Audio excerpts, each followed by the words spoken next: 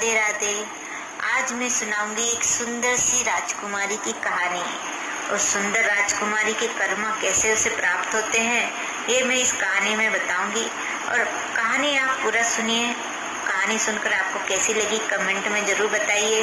और आप सभी से निवेदन है, कृपया करके मेरे चैनल को सब्सक्राइब कीजिए। मेरे चैनल को सब्सक्राइब की बहुत ज़रूरत है और आप सभी का धन्यवाद।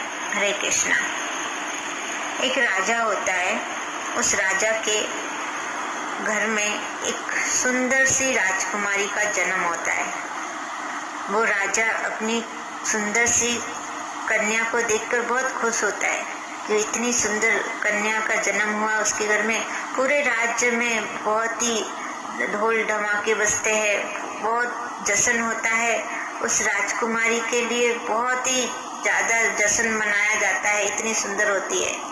जैसे जैसे वो राजकुमारी बड़ी होती है, उस राजकुमारी की सुंदरता के चर्चे पूरे दूर दूर राज्य में फैलने लगते हैं। उस राजकुमारी की सुंदरता इतनी सुंदर होती है कि उसकी सुंदरता देखने के लिए दूर दूर से राजा महाराजा आते हैं और राजकुमार आते हैं। सभी राजा महाराजा उस राजकुमारी की सुंदरता देखते हैं और चले जाते हैं। राजा बहुत चिंतित होने लगता है। उस राजकुमारी को पाने के लिए दुश्मन राज्य के राजा उस राज्य पे आक्रमण करने की घोषणा करते हैं।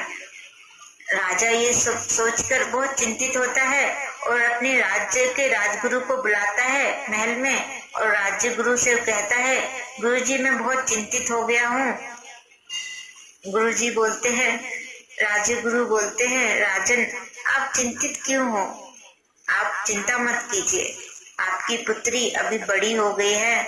उसकी सुंदरता के मुकाबले पूरे दूर दूर राज्य में भी कोई सुंदर राजकुमारी नहीं है। आप चिंता मत कीजिए। आपकी राजकुमारी के लिए एक से बढ़कर एक राजकुमार आएंगे विवाह के लिए। आप राजकुमारी का विवाह करा दीजिए, फिर सब ठीक हो जाएगा।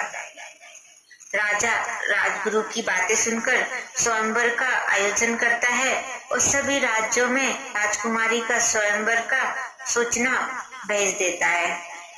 जब सभी राजाओं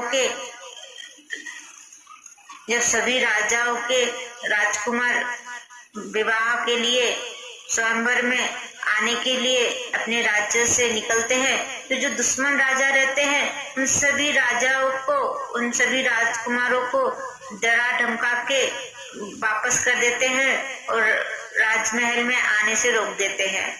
बोलते हैं जो भी उस राजकुमारी से विवाह करेगा उस राजकुमार को हम मार देंगे, उसका सर धड़ से अलग कर देंगे।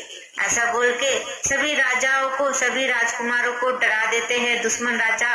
और विवाह में स्वयंवर में कोई भी राजा उपस्थित नहीं हो पाता है। ये सब देखकर राजा बहुत चिंतित हो जाता है कि मेरी पुत्री का विवाह कैसे होगा। राजा अपने राजगुरु को बुलाता है महल में और राजगुरु से बोलता है कि स्वयंवर में कोई भी उपस्थित नहीं हुआ। इतनी सुंदर कन्या है मेरी, इतनी सुंदर राजकुमारी है, फिर भी कोई भी राजकुमार मेरी राजकुमारी से विवाह करने के लिए तैयार नहीं है। राजगुरु कहते हैं, राजन आप चिंता मत कीजिए, हम कुछ ना कुछ उपाय जरूर निकालेंगे। ये बोलकर राजगुरु चले जाते हैं और फिर 2 दिन बाद वो राजगुरु राज में वापस आते हैं। राजमहल में वापस आने के बाद राजा से मिलते हैं और कहते हैं, राजन आपकी पुत्री का किसी भी राजकुमार से विवाह संभव नहीं है। ये सुनकर राजा बहुत ही चिंतित हो जाता है और राजगुरु से पूछता है, ऐसा क्यों? राजगुरु कहते हैं कि आपकी पुत्री के पिछले जन्म के कर्म हैं जो इस जन्म में श्राप बनकर उसे प्राप्त हुए और उस कन्या का किसी भी राजकुमार से विवाह संभव नहीं है। आपकी कन्या का विवाह एक गरीब किसान के साथ ही हो सकता है। राजा बोलता है, ऐसा बिल्कुल नहीं हो सकता। मेरी राजकुमारी इतनी सुंदर है, मैं अपना पूरा राजपाट त्याग दूंगा, अपना पूरा राजपाट उस राजकुमार के नाम कर दूंगा जो मेरी राजकुमारी से विवाह करेगा। एक गरीब किसान के बेटे से मैं अपनी राजकुमारी का विवाह करूं, ऐसा संभव ही नहीं है। ऐसा बोलकर क्रोधित होकर राजा सूचना देता है सभी राज्यों में कि जो भी मेरी राजकुमारी से विवाह करेगा उस सबको मैं अपना राज्य दे दूंगा, और जो मेरी राजकुमारी से विवाह करेगा उस राजकुमार को मैं अपने राज्य का अधिकारी घोषित कर दूंगा, मैं अपने राज्य का वारिस बना दूंगा। ऐसा सुनने के बाद भी कोई भी राजकुमार उस राजकुमारी से विवाह करने के लिए तैयार नहीं होता है। आखिर में वो राजा थक हार के परेशान होके राजगुरु से कहता है कि आप ही कोई उपाय दीजिए कि मैं इस समस्या से बाहर कैसे निकलूं।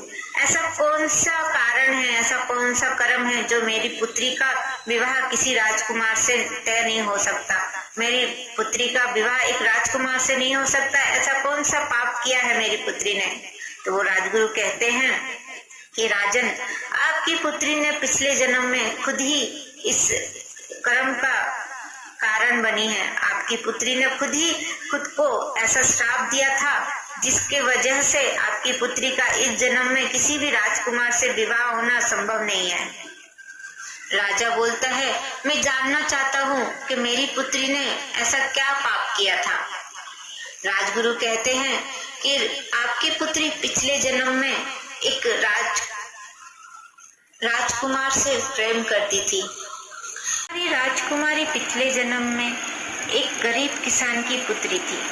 वो गरीब किसान की पुत्री अनजाने में ही एक राजकुमार से प्रेम कर बैठती है, पर जब उसको पता चलता है कि वो उस राजकुमार को पा नहीं सकती, उस राजकुमार का प्रेम उसको मिलेगा नहीं, ये गम से वो इस चिंता से आत्महत्या कर लेती है।